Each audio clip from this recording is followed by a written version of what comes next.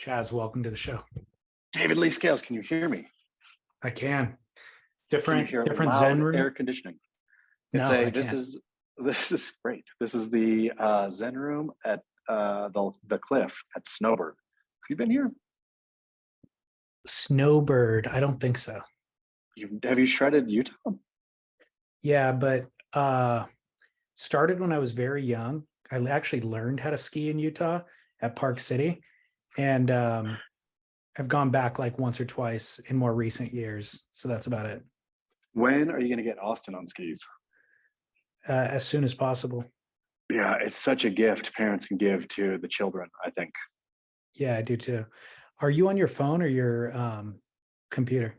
Phone, is it lousy? I think it's the earbuds that are lousy. Okay, I'm going to take them out. Give me a check one too. Hold on. Okay. Can you hear me? Yeah, that's better. Got me? Yep, that's better. Why can't I hear you? Where's my speaker? Not sure. Can you call me back real quick? So sorry. I'll let you call me back. It's okay. Okay, welcome back. Got it. Whoa. There we are. So when did you start Hemi? Oh, I think she was 3. Yeah. Maybe late 2. Yeah, I think 3. We're gonna do a trip to the mountains probably this month or next, but I don't think we're gonna try to get him on skis. He's just learning how to walk. So I mean, I figure even time and slipping and sliding in the snow, it's valuable. yeah, I agree. Are you there just on vacation? Yeah, here, I mean, it was a planned sort of ski week, but coincided, I guess, unfortunately, with the passing of Ken Block, who was wife's great friend. So they're over here in Park City. So I think she's headed over there sooner than later. Let's go ahead and get into that. It's been a tragic week, actually, to open up the new year. And Horribly tragic week. Really crazy. Today, an hour and a half ago, news broke that there was a death at Nazare from a 47-year-old surfer, Marcio Ferreri, I suppose is how you pronounce his name. He's Brazilian. But let's start with Ken Block, since that's closely related to you. Quote, action sports icon and founder of DC Shoes, Ken Block, killed in snowmobile accident near his Utah home. He was a legend, bigger than life, making his shock death hours ago that much greater, end quote. Who was Ken Block as he relates to you and your family? I mean, Ken Block is, of course, a absolute legend in the action sports space. Founded DC Shoes, was a pro snowboarder, and then, of course, went on to mass motorsport fame with his Gymkhana series. Did you ever watch any of the Gymkhanas? I did. I knew of him from this DC thing, but I never followed his pro snowboard.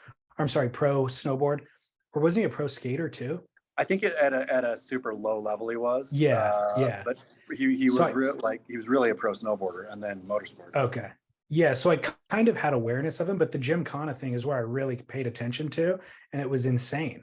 Yeah, wild what he did. And I mean, he was, yeah, so, I think especially when he started out in action sports, and my wife has, of course, been in it forever too. And it really is a small family. The people who, they were basically second generation of people who were snowboarding and, not skateboarding or surfing necessarily, but in terms of those things all getting big at the same time, it was right then. And so there was it's a tiny community.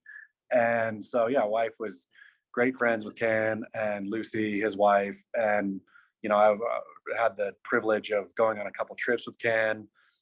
We went to Japan with his family, and he was just such an epic father and husband. Like he was, obviously, and as a driver and everything he did, all this crazy stunts and rally and all of that was epic. But, when we were in Japan, I think daughter was 3 when we were over there. And like she just, gravitated toward Ken. He just picked her up and flipped around all day. Like, I don't know, she loved him. And I think that's, his kids are epic. Like, that's what he was at the end of the day. And besides all the stuff that people know him for, is just like a committed husband and wonderful father. And his daughter, I think, is 16, and she's coming up racing now too. And yeah, so I mean, just a huge, of course, somebody who does the things he, jumping cars and driving crazy.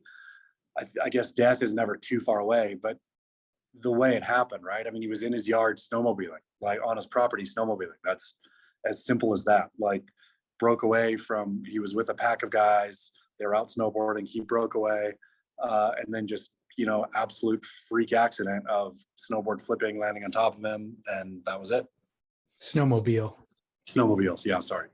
So do you know anything more about the accident itself? Was he going off of a jump or something? I mean, with any report on that? Nope, there was nothing. I mean, it is dumped in Utah, right? It's dumping right now, is set to dump more tonight. It's been like everywhere, I think, or not everywhere, but California too is just getting hammered with snow. And yeah, it's just been a ton of snow. And honestly, what I would do is just breaking off to get back home, and broke off from the group he was with to get back home. Nothing crazy at all. And I don't know if anybody knows what happened. And then his friends, presumably he doesn't get home, so those friends go out looking for him and they find him under a snowmobile. I mean, I think that's it. It's insane. Yeah, it's so tragic. And I mean, I suppose not that there's a silver lining, but the community does, it being so small, really does rally around him and his family. So I think there's a lot of love and care right now in Park City for him. And yeah, but how does, it's devastating. It's devastating. I don't know. You froze. You froze for a minute there. The last thing I heard you say was that it's devastating, but how many kids does he have? 3. Do you know how old he was? How old he was, or how old they are? He was 55. Okay. Yeah. Yeah. It's always tragic, but it's extra, I guess, shocking to the system, because he's like he's an action hero. You know what I mean? Like, he seems indestructible. So to have something like that happen just feels really bizarre. Yeah. I mean, it really, honestly, was an absolute gut punch of, yeah. I mean, I don't even know. Yeah. That I guess not we, but in the spaces we work with, it's ever present kind of, but it doesn't lessen the blow at all. And, even with, yeah, I mean, I guess flipping over to the Brazilian guy who died at Nazare, like, of course, Nazare is a crazy wave, right? And it's amazing that people don't die there all the time. This is the first recorded death, and it's no kook, right? I mean, this guy was a Jaws surfer. He's been nominated for the Ride of the Year before, was towing, I think, as far as the initial reports, was towing with Lucas Chumbo. So yeah, part of the core crew, and something goes wrong and it's over. You said in the space that we're in, it's kind of ever present.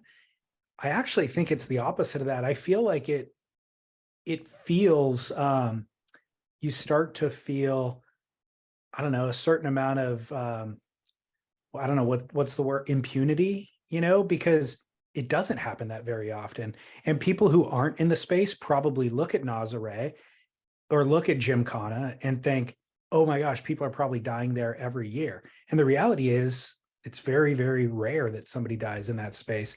So you almost forget how serious it is. And so to have something like that happen, you're reminded how delicate life is, actually. It's true. And how much, I mean, I feel across our shared spaces, kind of, from snowboarding to surfing to skateboarding to motor to everything, right? Like the feats that these, almost, you're right. Like, that's what is weird about it. They seem superhuman because they're jumping crazy high on motorcycles. Snowboarders are going out into crazy backwoods places and hucking off cliffs. And surfers are, finding bigger and bigger waves to paddle into. But you're exactly right. Like, the feats of like incredible audacity grow leaps and bounds, it seems, almost every year. And yet, of course, there are, I think especially in snowboarding, I mean, I think avalanches are a real bummer and take out, I think probably snowboarders are closer to death than anyone else in action sport. But it doesn't happen that much. And I mean, you're exactly right. You almost develop a sense of, well, this doesn't happen. But man, I mean, but it does. And to hit twice in less than a week. Yeah, is insane. I mean, and also, I guess, even not to tie in too many loose ends here, but the Bills football player, like, football is such a violent game, and you would think watching them play that, oh yeah, somebody's dying, once a year there, but and this guy who cardiac arrest on the field, of course, didn't die, but you would think that sort of thing would happen all the time. So oddly, yeah, the start of 2023 seems very, very somber, or really, yeah, at least reflective. It really does. Just to give a little bit more background to Ken Block, co-founder of DC Shoes. So the way that I think about him, when I was thinking about kind of his various chapters in his professional career, is I can't think of somebody who may have shifted more cultures or even developed cultures more than him singularly, because DC Shoes, really, from my understanding, kind of pioneered the technical skate shoe.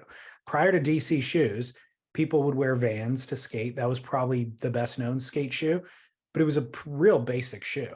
And then people would wear regular street shoes. DC was like the first one that engineered a shoe for skating. Am I right? Yeah, I mean, I think so. And at least on the very early cusp of that, and then flipping to surf and how they built their surf team and stuff. Remember, I mean, of course, from Dane Reynolds to, Bruce. Did Andy ever ride for DC? I think he did, right? They kicked off the team with Bruce, Andy, and Shane Dorian. Yeah, I mean, which earth shaking in terms of what happened to surf culture through DC, through a skate shoe company. Right, exactly. And then eventually they were purchased by Quicksilver. So a lot of the Quicksilver guys like Dane Reynolds ended up riding for DC as well. But he really did, again, shift and curate culture in that way. And then, of course, in the moto space, in a similar way, in rally car racing, and then in Gymkhana. So it built a bunch of brands as well along the way. So it really is, you couldn't extract him from, he's woven into the tapestry of all of those things, his influences.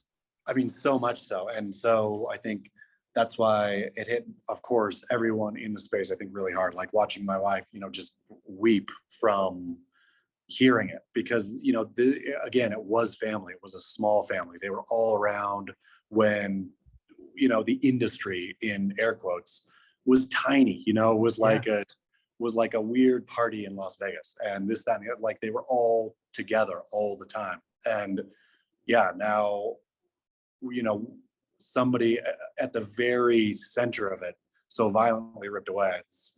I think it's difficult for everyone who was there, much less even people who were on the real periphery of thinking of who he is. But the people who were there, I think it's been devastating. And I think at least they have each other. You mentioned in your article kind of what you're talking about now, which is processing. How do you even begin to process such a tragedy, I think is what you said. And that's the question I posed to you. Have your encounters with death gotten more poignant or more impactful as you've gotten older? And how do you process them as you get older? I mean, I think I was flippant about it when I was younger, right? I think I was too. And trying to get bombed and stuff like that. Like, you feel Teflon, I think, when you're younger. And my thinking about death now is, of course, none about my own possible death, but just thinking about, man, how, like, the weight of somebody you love moving on. And I don't like anything you can say about it seems trite or cliche. And I suppose that, you know, people could think it's trite and cliche, but I suppose being a Christian for me gives me a comfort at the end, not in a, oh, well, they're going to heaven, so it's cool kind of way, but just a, I don't know, a peace that passes understanding, I suppose. It's not the end. It's part of Yeah. just a bigger picture. Yep. Yeah. I think I was flippant. I don't think I was flippant about death when I was younger. I just think that I didn't have a lot of emotional depth when I was younger. I didn't really feel that many feelings, you know? And so when, I don't know, I've had family members pass away, I think there's been times where I didn't even cry about it, you know, where I didn't have access to my emotions. So it didn't really hit me that hard. And I understood it on an intellectual level, but I could also intellectualize that it is part of life. And so Sure. it just didn't emotionally affect me so much. But I certainly feel now at 41 the weight of those things in ways that I don't know how to process really. You know, it just feels so it doesn't make sense. It used to No. make sense. It doesn't make sense to me anymore. Well, that, I mean, the only thing I think I was thinking about Ken's family, right? That the day, I mean, my wife heard within hours of his passing, you know, well before it was public. Uh, and thinking of, you know, on the plane ride out here, thinking of his family going through that within the hours, right? And then going to sleep that night and waking up to, you know, I've had days before where you wake up and wish that it was all just a nightmare and you're Yeah. awake now, but wondering how long that goes on for. But I suppose, you know, as cliche as any cliche, the time heals thing, but I suppose it's waking up one morning after another, after another, after another. And, you know, that's what I think in this space, you know, I'm family friends, again, thanks to the wife, with, you know, Sherry McConkey, who lost Shane McConkey, her husband, in a, you know, ski base jumping accident. And there's, you know, I have a bunch of these people. I'm looking at in my sphere and looking at them, looking at the wives, you know, and thinking, how do you do it? But looking at them and they've all done it, right? There is some way through, like life does go on. Yeah, you're right. Time doesn't fully heal it. The reality is you're always altered from that point on. You know, it's a flashpoint where everything is different afterwards. And Yep. so, yeah, I think that time does heal the pain maybe of it and a certain amount of the sorrow, but and maybe part of that being altered part in the future is that you have a deeper understanding of things. Maybe things become more meaningful, maybe things become more poignant. And you're carrying with you a certain amount of sorrow you never cared before, but that could also create a deeper understanding of things. Man, but you really are part of such a sorority fraternity of, because there's a group, you know, I know a group of particularly women who have lost their action sporty husbands, and to be part of that group would both be devastating, but there is a group, right? Well, There is people who have been there before, because I can't, but there is comfort out there, I suppose. yeah. You know who I think about a lot is the parents. Like you don't think about parents as much when somebody's in their 50s, but he probably does have parents who are still alive. And the thought of losing a kid is the most tragic thing for any parent, regardless of what age that kid is. That's something that is a true, it's like, it's inhumane, it feels. Yeah. Oh man, yeah. Gut punchy start to 2023. And to this show, but it is what it is. So Nazare claims its first fatality, which is surprising that this is the first, but the victim was an experienced big wave surfer, Marcio Ferreri. Do you know how to pronounce that last name in Brazilian or Portuguese? And I had the name goofed up in my beach grid story. Like I kept having to go back because there's different in both Portuguese, the Portuguese press, and Billabong has it one way. And so, yeah, I have no Marcio Ferreri. Yeah, I can't even try. It's Freire. Ferrari, let's just say, I'll say. Marcio Ferrari, an experienced surfer who has been frequenting Jaws for a very long time. It looked, from what I could tell, like he's been surfing Jaws for maybe about 20 years. So the accident happened today in Nazare at 4 p.m. their time. He was surfing with Lucas Chumbo, tow surfing with Lucas Chumbo and others. The 47-year-old, actually, I pulled from a couple of different places. This says that he actually paddled into this wave, but whatever the case was, he fell and then just had an extraordinarily long hold down. So he was wearing an impact vest, but it was not inflatable. So he was held down for a very long time. The rescue alarm was recorded 16 minutes later at 4:16. Resuscitation efforts were made on the beach, but he was already in a state of respiratory arrest, and he was declared dead on the beach. And again, this is the first surf-related casualty at Nazare. Which, again, is amazing when you look at what people are doing out there. And so, how many things can go wrong, not just from the wave itself, but from the crowds. And, you have skis running around and any of those drones from Nazare or Jaws or anywhere when they're going off, right? It's a full-on circus out there. And yeah, like the fact that it hasn't happened is wild, but the fact that it did happen is crushing. Yeah. There's no amount of rescue teams, preventative stuff that you could put in place at a certain point. I think all of those things are obviously helpful and probably have saved some lives, but that spot, Pipeline, Waimea, certain spots around the world are just deadly. There's no amount that you could really, even if you had inflation, if it could be the impact from the wipeout could render you unconscious very easily. And then you're underwater. And even if you have a vest on, it's not necessarily going to float you up chest up, and so you could drown even with the inflatable.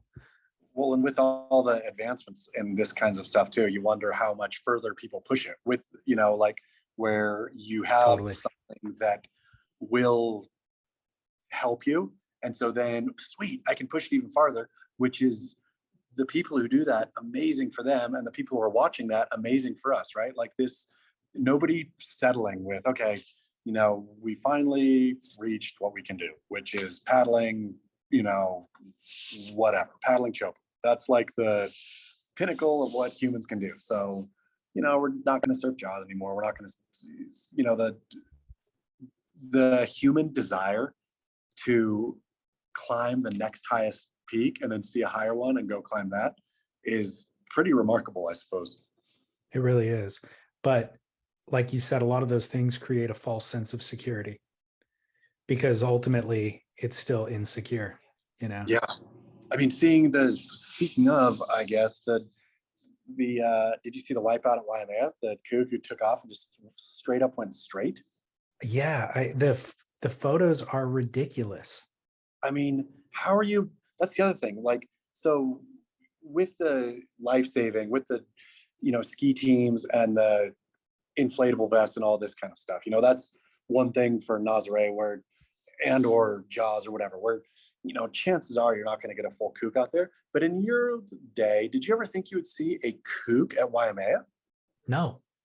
Or like, pipeline yeah, for that matter. I know, kooks, full kook, like that guy, I don't know who he is.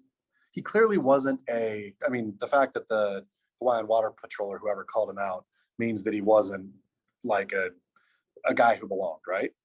Clearly. But enough skill to take off and go straight. But you've got to have a lot more than that out there. You got to have sense of where people are. His inability to turn, like when you zoom in on his face, do you look at his face? Yeah. Have you zoomed in on the photo where it's just like, oops, like, yeah. Are you kidding me? So that's a really interesting one. So Hawaii's been overrun now for a long time, but these last couple of years, there's been a lot of these stories where the locals are completely upset about not only the crowds, but unqualified people in the crowds getting in the way and stuff. And so big wave surfing is one of those things where you don't have to be that talented at surfing to go straight on a big board. And it takes a lot of balls. But there's plenty of professional big wave surfers that we've seen who then try to ride a 4-foot wave at a point break. And you and I kind of are like, it's kind of a kook. You know Yeah. what I mean? Like, he's actually not. In my young brain, I just thought that you had to become a better and better and better and better surfer until ultimately you then have access to big waves. And you surf That's one. Yeah, that's really not what it is. And so you get people who have moderate amount of talent, mediocre talent, but have a lot of balls. And more important than that, or more telling than that, is they have a lot of hubris. And that's part of our culture today, is everybody just thinks they're badass and they're underqualified, but they think that they're overqualified. And that's why they're paddling out at spots like that. And they don't listen to reason. So when the locals or the lifeguards or whoever do try to appropriately shame them, they don't listen. They think they're their own king. I mean, this is the second time that's been made public on the North Shore. The incident that we touched on in the show however many weeks ago of the kook at Pipeline who paddled out and couldn't duck dive and almost knocked somebody's head off with his board. And then this kook who can take off on a wave and only go straight. I mean, so that's somebody's going to die on a totally preventable death in Hawaii on like not a crazy wave, just because some kook thought they belonged out there. That's exactly. Well, I don't know if you remember, but last year when we did a year-end show and we were doing predictions, I specifically predicted that there would be a death at Nazare. And the reason I said, even in my rationale at that time, I said it's going to be because of that. It's going to be because a bunch of people who think that they're qualified are going to be out there, and they're going to either get killed or they're going to create enough chaos that somebody else is going to get killed. And in this instance, at Waimea, that's exactly what it was. The surfer who ended up in the hospital, his name is Chris Owens, and he's lived there, I guess. I'd never heard of him before, but I was able to click around and read a bit about him. It's just a working class dude, but North Shore Charger. And he's lived there for what looks like a decade or two.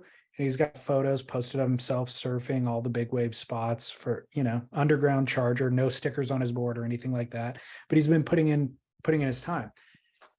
The guy who burned him, which of course it's hard to say burned him because a lot of people go on a wave at Waimea. You'll often see 4 or 5 people. Yeah, it's not the dropping in, it's the inability to angle your board. Both of them could have ridden that wave, no problem. There was plenty of space between them. Yeah. I mean, maybe Owens would have gotten ripped up in the whitewash after it broke after a little bit, but not the way it happened. No. And it wasn't even a big day. It was a medium day, and this was a smaller to medium sized wave. But Chris Owens was on the actual bowl, like he's taking off on a legit bowl. This other guy is on the shoulder. Like he was taking off on like a easy kind of access entry point. And so Chris, because he's on the bowl, has to kind of fit the contour of the wave and catch the projection off the bottom towards the shoulder. The kook is dropping straight in on the shoulder. And so that's where the collision happens. But additionally, in that photo, the kook's running over somebody else's board too. So he not only, yes. Oh, for some reason thought that was Chris Owens' board, but of course it was impossible. Chris Owens' board would have been trailing behind him. Yeah, and you could see in the first photo that guy paddling out. Yeah. So okay. that guy's paddling out in the foreground. Then there's Chris kind of on the bowl, and then there's the kook on the shoulder. The kook should have just not gone. I mean, he shouldn't have even gone. If there's somebody deeper in that position and there's somebody right in front of you, just back out. But at any rate, he went straight into both people. What do you think was the repercussions for the kook? Do you think he was dealt any punishment? I don't know. I was really hoping that over the course of He'd a be couple outed? of days, he'd get outed, because that always happens, and maybe he has been on some level, but it hasn't been outed publicly on Instagram. I mean, my goodness gracious, though. Like, I don't know how many times or how many different ways you can say it. I suppose that's the problem is, and not that, yeah, I'm going to just go ahead and say it. That's the problem is none of those kooks are consuming any kind of media And so any kind of surf media, which if they were consuming any kind of surf media, I think you would learn pretty quickly you don't want to do that, right? These guys are probably COVID. I mean, this guy wasn't a COVID surfer, right? He's obviously surfing by man. I'm sure he's surfing for a while, but I'm sure they live in a bubble of I can do it, which no, you cannot do it. If that's the way you surf, out of Waimea, and again, watching that, did we talk about the LA surfers, the El Porto clip that I stuck on Instagram we talked about that last week. But seeing those guys, imagining those guys thinking, I'm paddling in a big El Porto, man. I could paddle into Waimea. Where look at yourself surf. You fully suck. Like you cannot. If you could turn your board, then maybe that's a step. Maybe then start, going out and surfing some bigger waves here and there and work over to Waimea. But you cannot turn your surfboard. You do not belong out there. Completely. By the way, just as a side note about that LA clip, somebody messaged me or emailed me after our last show and said, everything that you and Chaz said about LA surfers is 100% accurate. But I have to say, it's one of the most underrated aspects. It's one of the most underrated aspects of surfing in LA. Everyone sucks and gives you, hold on. Will you get burned a time or two and roll your eyes? Yes. Will you catch way more waves when surfing lowers, or even just a random wave in an area when surfing with a better surfing level? Probably yes. Even at popular spots, and definitely yes at nooks and crannies. Wait a second. I lost track of what the point of this email was. Yeah, I'm sure he's saying that they suck there so you can take waves off. Yes, that's exactly what he says. Okay, let me do it again. Everything you and Chaz said about LA surfers is true. And I have to say, it's one of the most underrated aspects of surfing in LA. Everyone sucks, and it gives the lifelong adequate surfers amazing sessions despite heavy crowds. That's the point. Yeah, which I like. Thank you. That's what we call a silver lining right there. That is a fine post. Exactly. As it relates to the Waimea incident, though, Hawaiian lifeguard Joey Cadiz has come out swinging after legendary big wave ocean surfer and ocean paddler Chris Owens was hospitalized following the collision. This is from Derek Riley on Beach Grit. Joey said, quote, "No more of this BS. Anyone that doesn't belong in here is being sent in." He said, "No more entitled individuals that buy a gun and think they can surf Waimea. People that can barely swim, they are dependent upon their flotation and luck in by shoulder hopping. You all are done. I train for the worst possible situations and I'm ready for it, but not what I go out there. But this is not what I go out there for. Take a good moment to think about your abilities, training, preparation, and awareness before you paddle out." I mean, and that's what I'll extend my critique of these guys not consuming media. They should be consuming like local North Shore people's Instagrams, right? Like Cadiz's warning should land directly on people who think, he's right. I was saving up my money to buy a gun because I surfed Swamis at overhead and I thought I was ready for Waimea, but upon further consideration, I'm going to train some more. Honestly, they probably do overestimate their ability levels, but they may be fit. It's like they may go to CrossFit, they may have a six pack and all that sort of stuff, but none of that will prepare you for Waimea. No, and there's none of that prepares you for the social aspects of Waimea, right? Again, etiquette. not going straight. Exactly. I mean, how many times, during the Eddy in particular, you'll see 4 or 5 guys take off on a wave, and again, I guess I've already said it, the inside guy will eventually get eaten by whitewash, but he won't. None of them will run into each other. They'll all they'll all be okay because they know how to do it. You asked the question about what were the repercussions for this surfer, and maybe he won't get outed. Maybe he disappeared that day without anybody knowing, but what is appropriate? I know we're past the point in human evolution where a beat down on the beach would be appropriate, but you have to wonder if one guy ends up in the hospital and there's no repercussions for, like, there's no way for him to seek retribution against the other guy. I mean, can he sue the other surfer? Maybe he can sue the other surfer. Maybe No. Chris Owens could sue the offending surfer. But it's like, if that guy can get put in the hospital and there's no legal ramifications for what the kook did, it's very unjust. I mean, but look at, even, this reminds me of, remember the 4-point foiler? Yeah.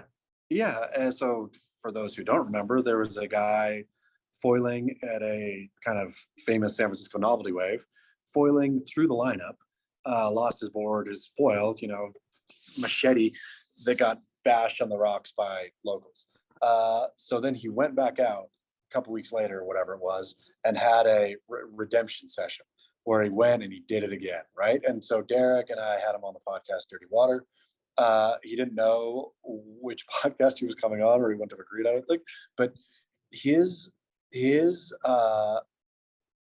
justification for what he did was wild. He felt totally justified for foiling there in the first place, totally justified going back, which I'd imagine, like, his mindset, it's almost worth dredging that back up and reposting it, in terms of, this is the mindset of the modern kook, is ignorance, arrogance, and like self-justification for anything. And so this guy, I'm sure, will feel, I went and caught that wave. Yeah, maybe I, dropped in, but you don't drop in at YMA, right? Like, this is just what happens. So that guy ran into me. I was on that wave. I mean, the ability of people just to not feel bad about themselves when the response, there shouldn't need to be a beat down on the beach. That guy should have gone home and said, I put a guy in the hospital, taken a rock to his own gun, and said, I will never do that again. I will, next time I'm at YMA, if I ever go back again, I'll be prepared. And go, there's plenty of like weird, bigger-ish northern, go paddle stinking Ocean Beach all day, every day, right? Like, there's places where you can be out of the way and riding bigger surf. Go learn. Yeah. It's funny. I think you're right that surfer may not even understand that he was in the wrong, because if you are a Val and you don't understand the etiquette, all that nuance is lost on you. And so he could justify in his own mind, I've seen 4 surfers on every wave out here at Waimea, so why would I not be allowed to go on this wave? It doesn't matter that guy was on the bowl and I wasn't. We're both entitled to this wave. He ran into me. I was going straight. That guy turned and came into me. So it's his fault. And then on top of that, there was a kook who was paddling out who couldn't get out of the way and maybe run over his board. I mean, that's in the Val kook mindset. That guy could think, I was dealt 2 injustices on that wave. I'm going to go back out to Waimea and snag one off anyone I want. Anytime these conversations come up of hierarchy, localism, blah, blah, blah, there's a shocking amount of the commenters on Instagram or social media that complain that it's an archaic system. And they say, we've evolved past that. The ocean is for everybody. Well, what they don't understand is that the system's in place for a reason. And if the Val does have the mindset that we just described, then it's pure chaos in the lineup. So there are rules that need to be in place. Maybe the former rules aren't ideal, but until a Val shows up with a better set of rules that everybody can agree to, there has to be some order. I mean, that's what again, with 2 shock action sports deaths in within 4 days time, it's going to be awful when somebody does get killed out at a place where they shouldn't be killed at because somebody who had no business being out there was being reckless. Well, I don't know if you remember, just like a month ago at Nazare, a ski driver landed on the back of a surfer, of a paddle surfer. I remember that, but was the ski driver incompetent? I can't remember if it was just a freak accident or if there was incompetence involved. I think it was a lack of competence. I don't know who it was, but it wasn't like a well-known tow team. And in fact, it was a day that was paddleable. So the tow team shouldn't have even been out there. It was just that they were trying to learn how to tow on a smaller day. But of course, there's people surfing on a smaller day, paddle surfing. Oh, it's just, I mean, it's brutal. It is. Yeah. I wish there could be a giant PSA. President Joe Biden should make that part of his next administration. We're doing the PSA here. Yeah. Let's do 2 headlines from True Grit or clickbait crap before we go to commercial. Number 1, quote, "An unexpected scholastic smack. World's most recognized surfer Kelly Slater tops list of words or phrases that should be banished in 2023. It's true. It is true. The actual word that should be banished, or so a university, I think it's in Michigan. Correct me if I'm wrong. I think the University of, I don't know. I think it was Michigan. I don't know. Every year they do a list of the top 10 words that need to go away, right? The professors get together and discuss words in our vocabulary that have either become misused, overused, or used to the point of irrelevance, right? And number 1 this year was the word goat. And included on the list, they were going on and saying, the reason this is a dumb word is because it's impossible. Who can ever be the greatest of all time of anything? And how can you measure anything to anything else? And so, but included in the list was Kelly Slater as like a sort of mocking of, they were giving real, like the way the article was written, giving real goats, and then saying, and included in this list, of course, surfing's Kelly Slater, and badminton's whoever. Well, 6 months ago, we suggested that this word get canceled because it was just being overused. What word did we have? What was it? Best of Bolt? Something. we had a different one that meant the same thing. I forget 90% of what we're talking about, so I don't remember that. But I do remember us being like, God, can we please stop using the word goat? And it's partially because everybody refers to Kelly that way now, but it was more so for me because everybody's using it for, everybody else. Everybody's using it for average people and referring to them as the goat because they like them this week, basically. Yep, and that's sort of that's how Kelly, I mean, that's the tone of why goat should be banished. But it was the number 1 word. It wasn't even number 5 or 8, number 1. Yeah. There was only one other word on the list that I felt could have been a contender for the number 1 spot, and that is gaslighting. I was going to say gaslighting. Every time I read it, or not every time, Billie Eilish, I was just reading, I think even yesterday, how her body was gaslighting her as a kid. And so often with gaslighting, I'm like, and then I have to go Google again. I think I've Googled the definition for gaslighting 100 times this year. What is it? So what is the definition? Gaslighting is to try to get someone to think that their experience or reality is wrong, for them to basically question their reality. Correct. So I never heard the word up until 1 year ago. And in this last year, I now hear it 100 times a day. Yep. And to be honest, people using it to fit the definition that you just described is only, I'm going to say 60 out of those 100 uses a day. 40% of them are incorrect uses. I think people use it all the time he gaslit me, as in he told me something wrong. Like he told me something that was untrue. So he was gaslighting. Exactly. Which is, exactly. Yeah, that's not gaslighting, but gaslighting definitely needs to go away. Goats and gaslighting, goodbye. 3 Gs right Absolutely. There. Absolutely. The other clickbait or True Grit article is, quote, surf fans go berserk in attempt to read tea leaves as World Surf League head of tours releases cryptic in-out list ahead of the 2023 season. Totally true. Totally factual and true. And here we go at the start of 2023. Both Eric Logan and, I think I got her title wrong. I think she's actually the head of competitions, senior vice president of tours, or maybe whichever it is. She has a really long title.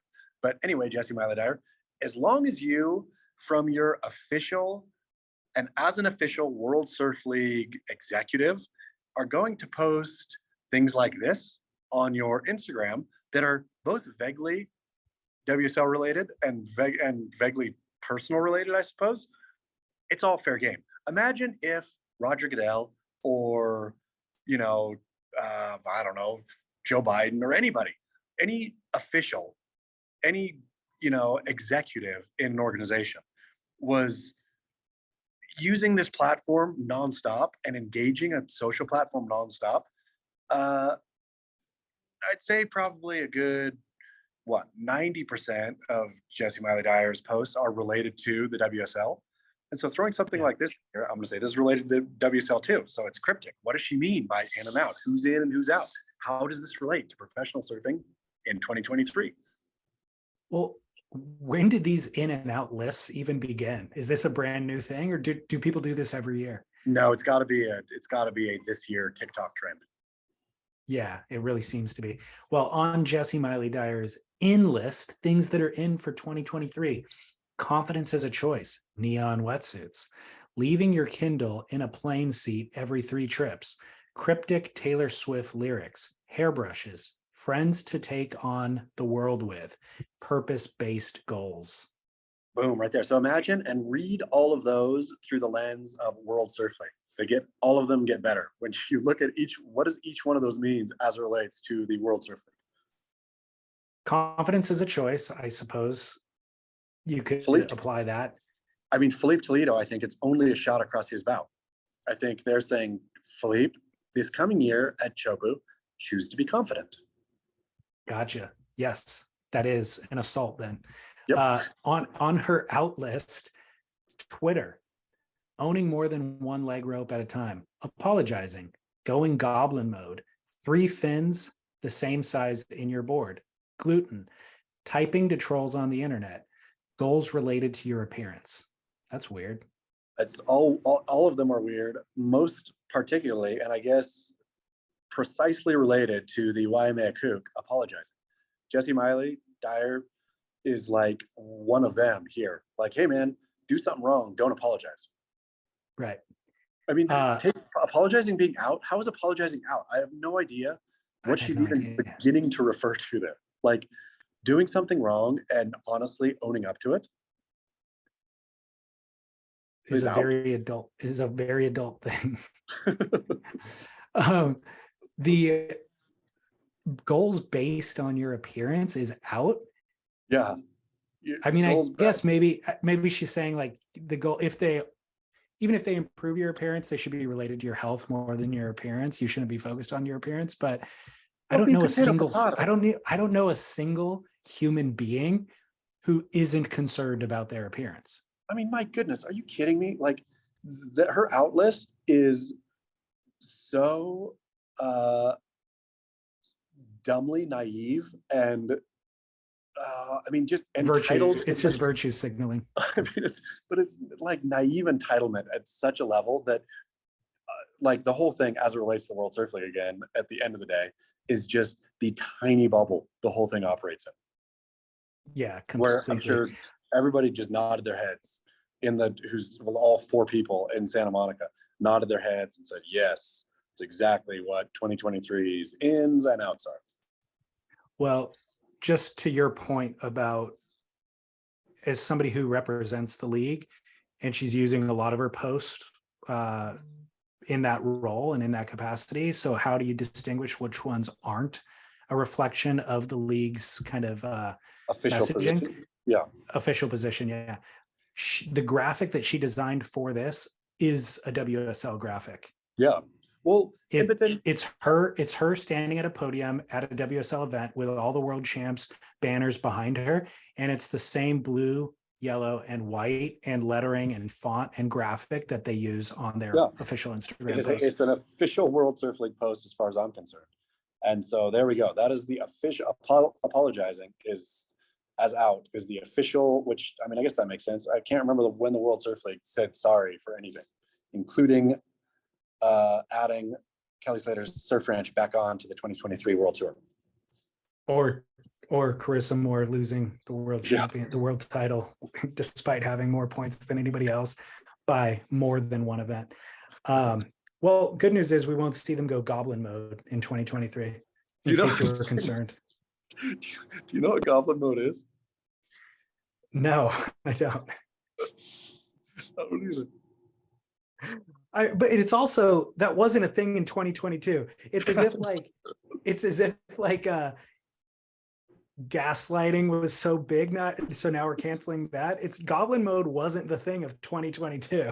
I don't even know what it is. Maybe it was. Maybe we're just unaware of the goblin mode was the thing of 2022.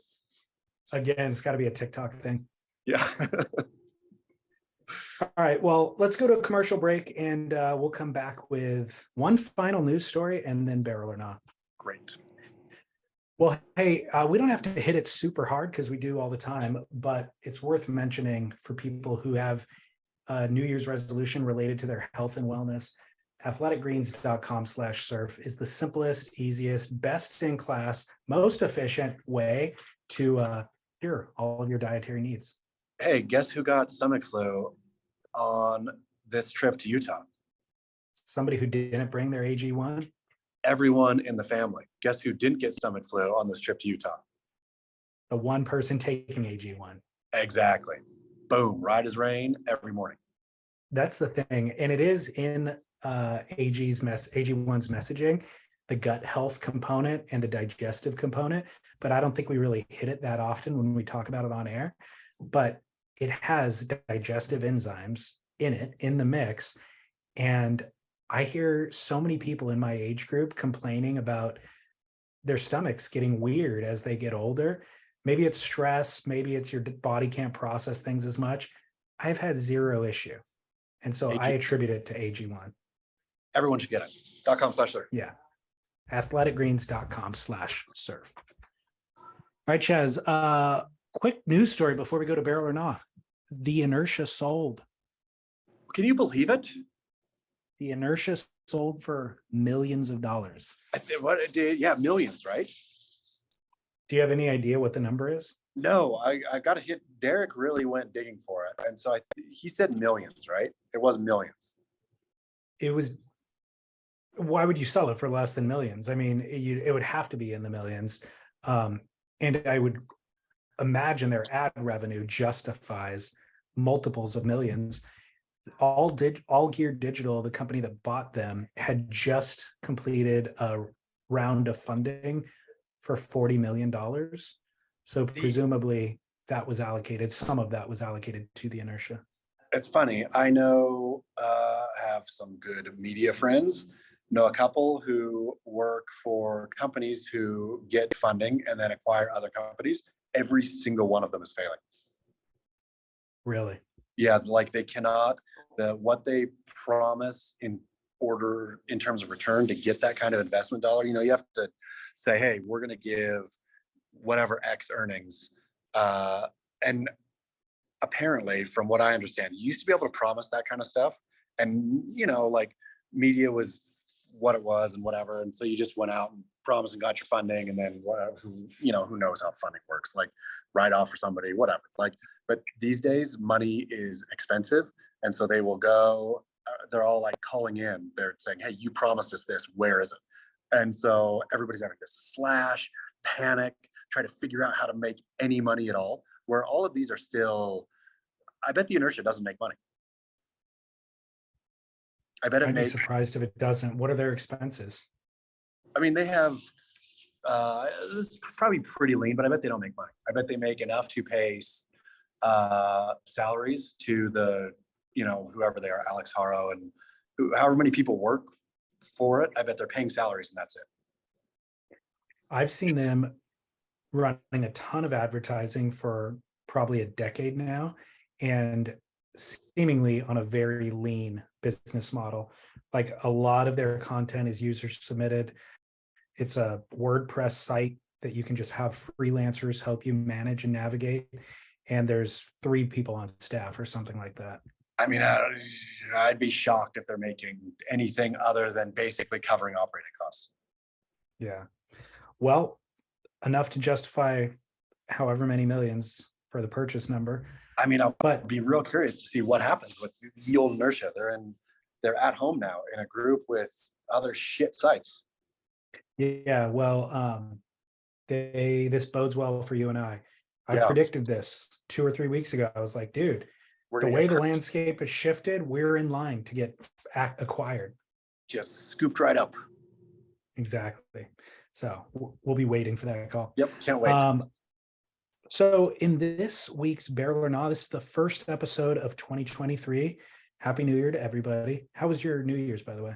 Oh, it was great. Up in Hollywood, rang in the new year in the Hollywood Tower, which is, man, those, I forget how great they are. Architecturally protected buildings in Los Angeles are phenomenal, especially if it's a hotel, especially if it's a hotel with big old windows that you can swing wide open because you can't change the architecture. So in a great suite in the Hollywood Tower, windows swung wide, fireworks popping off in the rainy horizon over Hollywood. It's a great night. How was yours? Was it just you and your wife, or did you have Nope, kids? it was me and friends and wife. Oh, okay. Wives and Got it. friends. Did you make it to midnight? Did. Made it to midnight. Good for you. Mine was good. The wedding that we went to. Oh yeah. How'd that go? Rained Well, out. it was a backyard, rained out and windied out. Like, it wasn't just rain, it was, not gale force, but like strong winds. So it was an Guess who it ordeal. serves right. Exactly. I know who.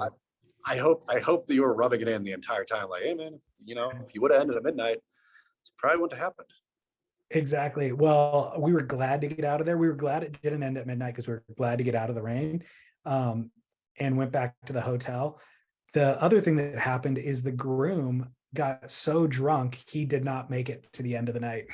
Oh, wow. Well, this wedding sounds kind of awesome now. I know, it's a rough move. I like the guy. We're friends, actually, and I'm not shaming him in any way, but it's a rough move, dude. You got to stay awake. Like, the night of your wedding, you got to slumped stay over? awake. It got to that point, yeah. But he said in front of a lot of people in mixed company, and I think the bride's parents even, as things were headed south for him, he sat down at one point and he goes, "Ah, God, I don't think I'm going to be able to perform tonight." Oh, my goodness. And My then goodness. the older women in the room who were like motherly, they're like, "It's okay, don't worry about it. The morning is just as good. You can wait till the morning, just rest up." Yeah, right. Just think he's going to wake up hungover in the morning and realize that he's still not married because he did not consummate. Exactly. I mean, obviously, if you have a pent up energy and excitement for an event, sometimes you overdo it. But I would advise, for anybody listening who's going to be getting married at some point in the future, stay sober, enjoy, try to absorb every moment. You can get drunk whenever you want, any other day of the year. Try to enjoy every moment, and then of course enjoy your time with your partner. I don't know that now that you mentioned this, that I've ever seen that at a wedding. I've definitely seen loose grooms and brides, of course, but I've always, I guess, just assumed that the adrenaline would overpower the booze always. It probably does to a certain degree. Like, if you normally got drunk at this level, maybe it would take you a little bit more to get drunk because of the adrenaline.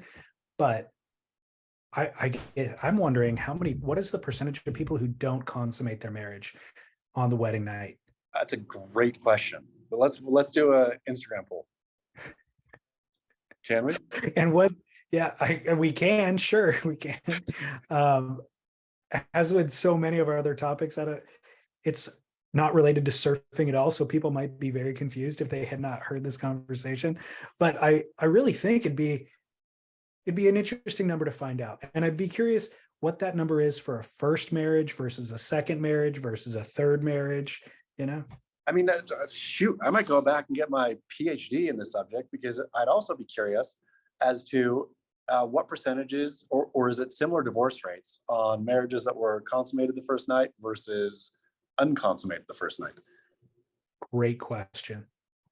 I mean, there is a lot to unpack. This is a dissertation. Each time you kind of go down that rabbit hole, there's 5 other questions that I want the answer to. I mean, completely.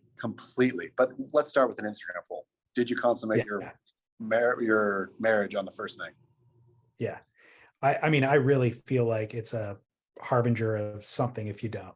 I mean, I would think so too. Yeah. Well, moving on. Barrel or not for the new year. A lot of people come up with New Year's resolutions.